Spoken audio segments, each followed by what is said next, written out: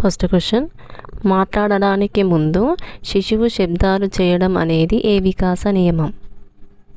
ఇక్కడ మొదట శిశువు శబ్దాలను చేసిన తర్వాత మాట్లాడడం జరిగింది. అంటే ఇక్కడ ఒక వరుస క్రమాన్ని పాటించాడు కాబట్టి ఇక్కడ ఆన్సర్ వచ్చేసి వికాసం క్రమానుగతమైనది. సెకండ్ క్వశ్చన్, ఒక విద్యార్థికి ఉపాధ్యాయుడు అ ఆ ఇ ఈలు నేర్పించి ఆ తర్వాత అమ్మ, అత్త, ఇల్లు పదాలు నేర్పించాను. అంటే ఇక్కడ ఉపాధ్యాయుడు విద్యార్థికి అ ఆ ఇ ఈ అనే అక్షరాలను నేర్పించిన తర్వాత అమ్మ, అత్త, ఇల్లు అనే పదాలను నేర్పించాడు. అంటే సులభ అంశాల నుంచి వెళ్ళి జటిల అంశాలకు ఆన్సర్. థర్డ్ క్వశ్చన్, ఒక విద్యార్థి పెరుగుదల వేగము శైశవ దశలో ఎక్కువగాను, బాల్య దశలో నెమ్మదిగాను, కౌమార దశలో ఉధృతంగాను ఉండెను. ఇది ఏ వికాస నియమాన్ని సూచిస్తుంది?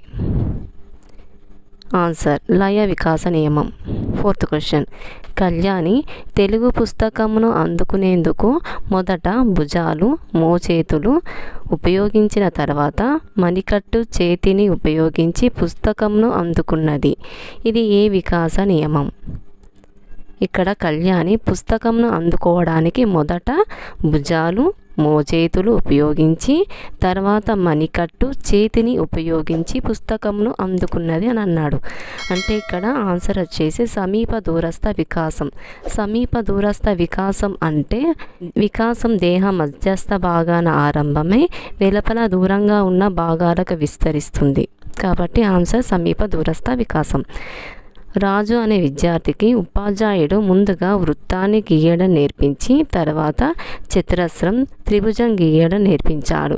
ఇది ఏ వికాస నియమం? ఇక్కడ ఉపాధ్యాయుడు రాజు అనే విద్యార్థికి ముందుగా వృత్తాన్ని గీయడం నేర్పించిన తర్వాత చతురస్రాన్ని, ఆ తర్వాత త్రిభుజాన్ని గీయడం నేర్పించాడు. అంటే ఇక్కడ వికాసం అనేది ఒక వరుస క్రమాన్ని అనుసరించింది కాబట్టి ఆన్సర్ వికాసం క్రమానుగతమైనది. సిక్స్త్ క్వశ్చన్, తెలివితేటలు చాలా తక్కువగా ఉన్న దివ్య భాష నైతిక వికాసంలో చాలా నెమ్మదిగా ఉంది. ఇది ఏ వికాస నియమంను తెలుపుతుంది? ఆన్సర్ వికాసం పరస్పర సంబంధంగా కొనసాగును. సెవెంత్ క్వశ్చన్, సమన్వి బోర్ల పడడం, పాకడం వంటి ఆధారంగా కూర్చోవడం, నిలబడడం, నడవడం వంటి చర్యలు నేర్చుకోవడం ఏ వికాస నియమంను తెలుపును? ఇక్కడ సమన్వి బోర్ల పడడం, పాకడం వంటి పాత అనుభవాన్ని ఆధారంగా చేసుకొని కూర్చోవడం, నిలబడడం అనే కొత్త అనుభవాన్ని నేర్చుకుంది కాబట్టి ఇక్కడ ఆన్సర్ వచ్చేసి వికాసం సంచితమైనది. ఎయిత్ క్వశ్చన్, 2 సంవత్సరాల వయసులో పిల్లవాడి ఎత్తు ఆధారంగా 22 సంవత్సరాల వయసు నాటికి ఆ పిల్లవాడి ఎత్తును అంచనా వేయడం ఏ వికాస నియమాన్ని అనుసరిస్తుంది? ఇక్కడ 2 సంవత్సరాల వయసులో ఉన్న పిల్లవాడి ఎత్తు ఆధారంగా 22 సంవత్సరాల వయసు నాటికి ఆ పిల్లవాడి ఎత్తును అంచనా వేయడం. అంటే ఇక్కడ ప్రస్తుత వికాసాన్ని బట్టి భవిష్యత్తులో అతని వికాసాన్ని అంచనా వేయడం జరిగింది కాబట్టి ఇక్కడ ఆన్సర్ వచ్చేసి వికాసమును ప్రాకృతీకరించవచ్చు. ఒక సాంఘిక శాస్త్ర ఉపాధ్యాయుడు తన విద్యార్థులకు కట్టడాలను అంతర్జాలం నుండి వీక్షింపజేసిన తర్వాత వాటి ప్రాముఖ్యతపై బోధన జరిపాడు. అతడు పాటించిన వికాస నియమం. ఇక్కడ ఒక వరుస క్రమాన్ని అనుసరించాడు కాబట్టి ఆన్సర్ వికాసం క్రమానుగతమైనది. 2 చేతులతో బొమ్మలను పట్టుకునే శిశువు క్రమేపీ తన చేతివేలతో బొమ్మను పట్టుకోగలుగుతుంది. దీనిని తెలిపే వికాస నియమం. ఆన్సర్ వికాసం సాధారణం నుండి నిర్దిష్టం వైపుకు కొనసాగును. 11th క్వశ్చన్, తన్మయి అనే విద్యార్థిని వర్ణమాల, గుణితాలు, పదాలను నేర్చుకొని వాటి ద్వారా వాక్యాలను తయారు చేయడంలో ఇమిడి ఉన్న వికాస సూత్రం. ఇక్కడ తన్మయి అనే విద్యార్థి వర్ణమాల, గుణితాలు, పదాలను నేర్చుకొని వాటి ద్వారా వాక్యాలను తయారు చేసింది. అంటే ఇక్కడ పాత అనుభవాన్ని ఆధారంగా చేసుకొని కొత్త వాటిని నేర్చుకుంది కాబట్టి ఇక్కడ ఆన్సర్ వచ్చేసి వికాసం సంచితమైన ప్రక్రియ. శ్రీరామ్ అనే వ్యక్తి సైకిల్ తొక్కడం నేర్చుకున్నాక దాని ఆధారంగా బైక్ నడపడం నేర్చుకున్నాడు. ఇది ఏ వికాస నియమం? ఇక్కడ కూడా మనకి క్వశ్చన్ లోపల శ్రీరామ్ అనే వ్యక్తి సైకిల్ తొక్కడం అంటే ఇది పాత అనుభవము. ఈ పాత అనుభవాన్ని ఆధారంగా చేసుకొని బైక్ని నడిపించాడు అంటే కొత్త అనుభవాన్ని నేర్చుకున్నాడు. కాబట్టి ఇక్కడ ఆన్సర్ వచ్చేసి వికాసం సంచిత ప్రక్రియ. కూడికలు నేర్పిన తర్వాత తీసివేతలు నేర్పించడం ఏ వికాస నియమం? ఇక్కడ కూడికలు నేర్పిన తర్వాత తీసివేతలు నేర్చుకున్నాడు అంటే ఒక వరుస క్రమాన్ని అనుసరించాడు. కాబట్టి ఆన్సర్ వికాసం క్రమానుగతమైనది. అమ్మ అని పలికిన శిశువు దాని ఆధారంగా అమ్మమ్మ నానమ్మ అని పలికితే అది ఏ వికాస నియమం? ఇక్కడ శిశువు అమ్మ అనే పదాన్ని ఆధారంగా చేసుకుని అమ్మమ్మ నానమ్మ అని పలికాడు అంటే పాత అనుభవాన్ని ఆధారంగా చేసుకొని కొత్త పదాలను నేర్చుకున్నాడు. కాబట్టి ఇక్కడ ఆన్సర్ వికాసం సంచిత ప్రక్రియ.